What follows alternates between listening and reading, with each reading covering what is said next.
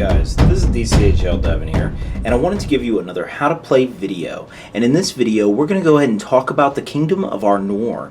This is one of the armies and the factions of men, and it's actually a really fun army to play, especially when you consider the fact that no one really plays this. This is a very rare force, and it's mostly because of the fact that it has a lot of metal models, so it is a bit expensive. But if you do manage to play it, you will feel quite a bit more unique than anybody else who is also playing in this game. So when we get right into it, we're going to go ahead and talk about the strengths and weaknesses of this faction, as well as how to play it tactically. When talking about the strengths of this army, we really have to mention the fact that they have a really high fight value. They actually have a much higher fight value than most armies of men or orcs. They actually have fight 4 on average amongst their core troops, and their heroes have a fight of 5 and 6 depending on who they are. So you're going to be outfighting most armies in the game, which is actually really fantastic news considering how this army really doesn't like being broken, which we'll cover in a little bit. So that's one of the best features about this army, is the fact that you can go to toe-to-toe with anyone other than elves. I'd say elves will still outfight you except for your general hero troops. Another big strength of the Arnorian army is the fact that it deploys better than most other armies. And if you don't know what I mean by that, you actually probably aren't familiar with the new sourcebook way of deploying. In the new ways of deploying, you actually deploy on the center line. However, players will alternate deploying each model, each warband that they have. And what will happen is the two players will try to out-deploy each other tactically, so that way they basically use it as, in a sense, a movement phase. Well, Arnorians do this better because instead of deploying an entire warband, they can deploy units called Rangers of the North. They can also use Dane to Dane, but Rangers of the North are better for this role. And Rangers of the North can be deployed individually, one at a time. This allows you to deploy forces and see where your opponent's going, but your opponent has no idea where the main force of your army is. So you can easily get around anything they're trying to pull on you. And you have a lot of reason to field these troops. Rangers of the North are a really cheap hero option for your army. They can't lead troops, but you still have a reason to field them, as we'll discuss very later on. Also, Rangers of the North function as your only cav model in this army. Now, this is actually kind of frightening. However, it's really, you should think of it as a cavalry model with a point of might, will, and fate. It's actually a pretty decent cav model. You just wouldn't spam them. So we could say Arnor has really not too much in terms of cav options. But the cav options you do have are heroes, so they aren't bad. And it's pretty unique for this kind of type of army. So this is definitely a unit you're going to end up fielding quite a few of. I'd say you're probably going to have about 4 or 5 per army that you per list that you ever end up making. And one thing these guys really help out with, and the reason that you're going to field them a lot, is because they help you bring in a lot more bows. And the reason that Rangers of the North can bring in more bows is because for every Ranger of the North that you have in your army, 4 Rangers of Arnor do not have to consider themselves as part of your bow limit. That means if you field 4 or 5 of these guys, or let's just say 4, that means that 16 of your Rangers of Arnor are not considered armed with bows, and you can still follow your 33% rule. This allows you to get more bows per your army than any other army in the game. In fact, potentially even getting 100% bows, considering a lot of your heroes can also be armed with bows as well. So this allows you to outshoot your opponent before combat is even met. You can really obliterate the opponent's lines and their flanks before they even mate with your main center line with the Warriors of Arnor that we'll feature later. So this is one of the reasons you're going to end up playing these guys. Now remember, the Rangers of the North are not leading the Rangers of Arnor. They're just simply allowing them to ignore the fact that they actually have bows. The Rangers of the Rangers of the North will still deploy individually without the range of Arnor, which allows you to just send in one single unit and make your opponent not know where you're going next. Also, the fact that the Rangers of the North are heroes allows you to have a lot more might options. You can go ahead and spend points of might for random heroic moves and heroic marches and such that you need at the time, which allows this army to have a bit more might than most other armies will get at their point values. Another advantage of Arnor is the fact that it has some really strong hero options. Considering the army is actually quite small, the heroes in this force are actually really good compared to most other kingdoms of men. and most other armies in general.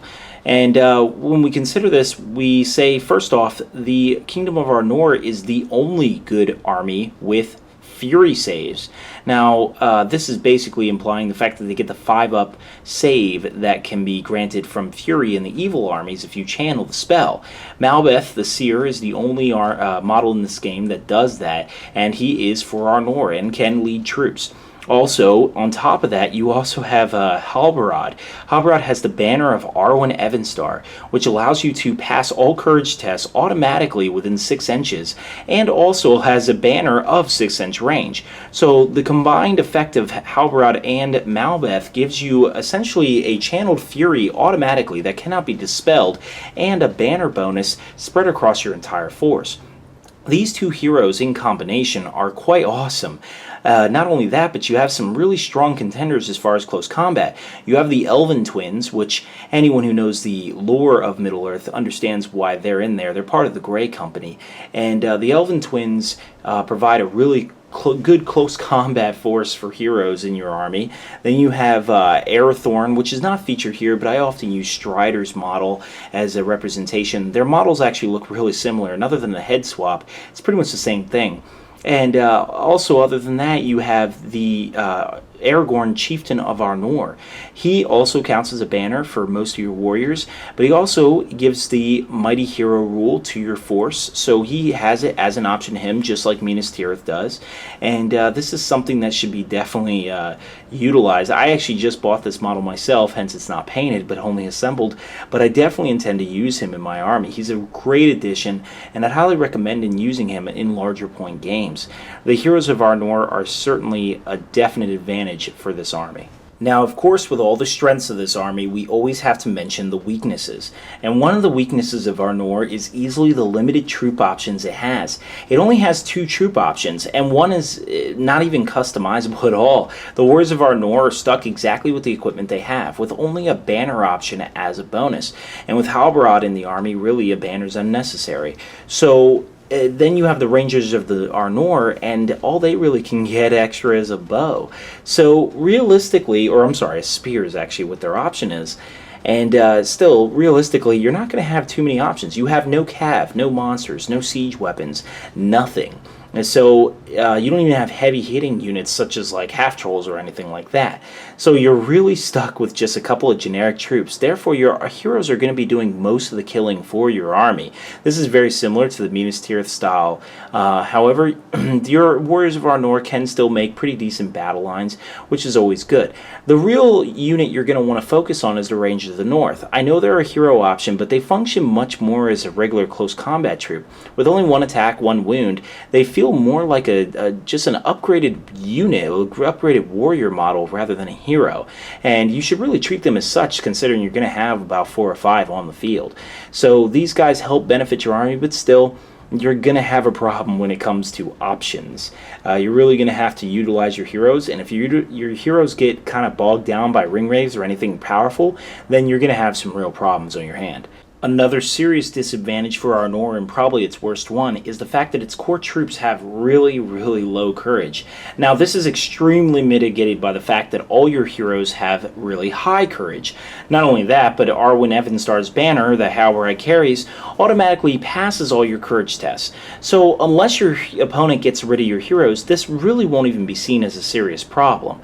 However, it should really be known that your core troops cannot fight without your heroes.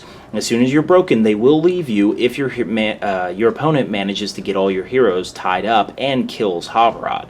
Now, a really good advantage of the fact that your heroes can stand fast is the fact that you have so many. Remember, you're spamming these Rangers of the North models that I keep mentioning, and you can see why they're pretty much essential. With so many on the field, your opponent might have a hard time grabbing them all up and making sure that your warrior models run without a standfast. But still, you should definitely see this as a major weakness. Now, while your core troops have low courage, it should be known that your heroes have low fate.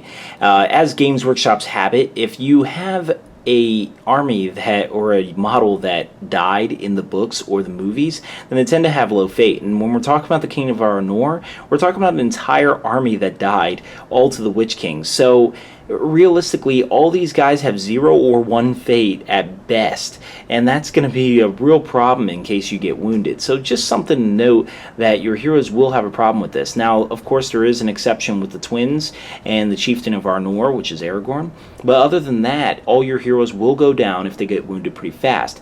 Not only that, but they also have low armor respectively. Most of them will only have 6, which means strength 4 models, which are in abundance these days, will wound your heroes pretty easily if you lose a fight. So just keep that in mind. Don't let them get too overwhelmed. They will die really quickly. Now, regarding the tactics of this army, there's really only one surefire way to use them, and that is to hang back and use your superior archery to fire at the opponent as much as possible and whittle down their ranks before you use your fight 4 to win the day in close combat. Unfortunately, with limited troop options, this is really the only way to honestly use them. You can spread out quite a bit, but battle lines and tight formations are going to probably serve better, just because your defense values for all your rest of your men besides your warriors of Arnor are actually pretty low, so you're really going to want to maximize the amount of dice you can use in a given area. With this being said, Halbarad and Malbeth are an absolute must with this army, especially Halbarad if you can absolutely make it. This is just an absolute essential force. You're gonna need those support heroes, and if you can get Arathorn, who has 3 attacks amongst all your heroes, he actually is probably one of the best fighter heroes you have besides the Elven Twins. With utilizing your powerful heroes, you can probably call multiple hero combats to slaughter through the enemy once close combat meets. Otherwise, you really need your archers everywhere to really just fire on flanks, fire on their back ranks, everything possible to bring your opponent down to a manageable size. One popular way to set up your force if you're going to use this style is to use the Rangers of Arnor behind the Warriors of Arnor. The Warriors can provide the shield and heavy armor that you need for your front line, and the Rangers can fire over the shoulder into the opponent's ranks, then still provide that fight for bonus, and without really sacrificing any strength that a Warrior of Arnor backline would have given you. Then, besides that, your Rangers of the North can easily sit on side flanks or something like that, or maybe even in the center. Maybe you can use them right in the middle and plow through your enemy with heroic fights or whatever is necessary at the time. Other than that, like I said, with limited troop options, there's not too many other ways you can employ this formation. Just go ahead and make sure that your front line stays alive, and that's where Malbeth is key. Hey guys, welcome to the How to Play part of this video. And in this segment, I try to get this army for under $100. Now, this is actually going to be kind of shorter compared to the rest of my how to buy videos, because unfortunately, there's really not much to buy with this army. Not only are you really limited in your selection of warrior models, but all of your heroes are unavailable. Yes, you heard it right. Every single Arnorian hero is sold out and no longer produced by GW. Unfortunately, getting it on eBay will be expensive for this reason, but you can still find the models here and there. However, because of the fact that eBay fluctuates in prices all the time, and availability, I'm going to go ahead and just try to tell you ways you can get it through GW at the time of shooting this video. So we're going to go ahead and talk about the 2 warrior models first, and when talking about them, the Rangers are obviously the easiest. I would actually go ahead and buy exactly that, just the Rangers. The Rangers of Gondor actually function as the Rangers of Arnor, so there's no issue there. Plus, they're extremely cheap. You really don't want an alternative for this model. The Warriors of Arnor are a bit of a bigger problem, however, because unfortunately there really isn't too many substitutes. The most obvious is the Warriors of Gondor. However, Warriors of Arnor can only carry spears. They don't get swords or anything else. Now, obviously, it's easy to clip the sword and make a spear, so this isn't a hard conversion, and I'd certainly recommend doing it, because for the same price as buying 2 packs of Warriors of Arnor, you are now getting essentially, 8 men of Gondor, I guess, doing the exact same thing. So you get 2 more Warriors of Arnor for the same exact price. So that is a way to save money. However, remember that you still have a problem with the fact that you have bowmen in that army, or I'm sorry, in the box that you're buying. So therefore, when you buy this, you just have 8 random bow warriors. Warriors of Arnor can't take bows, so they're just kind of sitting around. I guess you can think of this as the start of your new Gondor force at the same time. Honestly though, I'd probably just bite the bullet and go ahead and take the Warriors of Arnor, since they are gorgeous models, and if you're going to play Arnor, you might as well go ahead and play them and make them look as close as possible, even if you're on a budget. Remember that your Rangers of Arnor are really the main hard hitters of your army. The Warriors are just sort of there to protect captains and hold a battle line of some sort. So you don't need too many of them. Really, the main guys you're going to need are Rangers of the North, which thankfully are still available and very worth their cost, especially considering you only need a couple of them, maybe 2 packs at most. Now, regarding the heroes, however, you have no options at all. You're going to have to proxy the entire force. Now, one proxy for Arathorn that I really like, that a lot of people already have, is the Strider model from the Fellowship of the Ring packs. If you're going to try Malbeth, I'd recommend the Gandalf the Grey from the Hobbit packs. He's just $20 for him. If you're going to try for any of the others, then one pack I actually kind of found most compelling is the Gondor Commanders. With that, you get the Knight of the White Tower, which is actually a very unique looking kingly model, which I would easily proxy as, I believe he's pronounced Ardavi. However, I'm sure I'm pronouncing that wrong. Then you also get a massive banner that is being held by a Gondorian warrior. With a bit of a head swap and some capes, you can actually make him look pretty close to Halbarad with a banner. So that's not too bad a trade-off. Also, you get the Captain model, which can easily be proxied as a Captain of Arnor. Now, you will get this Hornblower, but I really think you could probably just make him work. He just kind of will make your army look a little bit more unique. Maybe he can be used as a second Captain. I mean, who knows? There's probably many different uses, and hell, why not? You'll just have some horn, random horn in your army. Obviously, it wouldn't have any in-game function.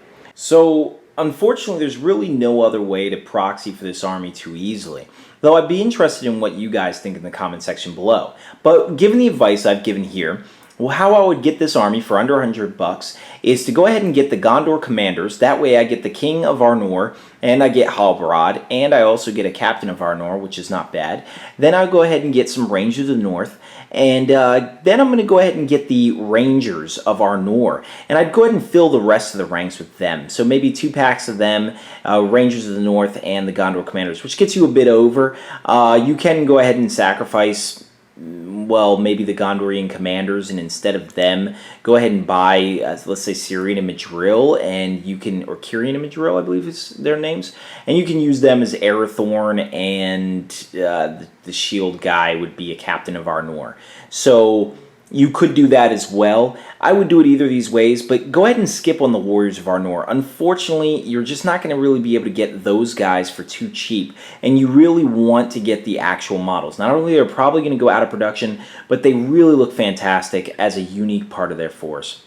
So that's it for the how to play part of this video. Like I said, I know it's a bit shorter, but this is a really small army. So let me know what you guys think. If you guys think I've missed anything on how to play this army or how to buy it for under $100.